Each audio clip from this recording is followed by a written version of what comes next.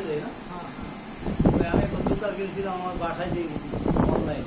এই সিস্টেম না আমি বুঝি না তো ভালো এইগুলো। আমরা অনলাইনে সেল করি তো। আমাকে অভিজ্ঞতা নেই।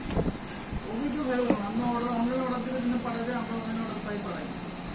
আমরা পর্যন্ত ফিজিক্যাল লোকেশন মানুষ আসে না। আমরা অনলাইনে পিকআপ অ্যাড বানাই তো। মাল দিয়ে আসে কারণ আপনার এই যে লোক আছে না, লোক সেটিং আছে। কোম্পানির সাথে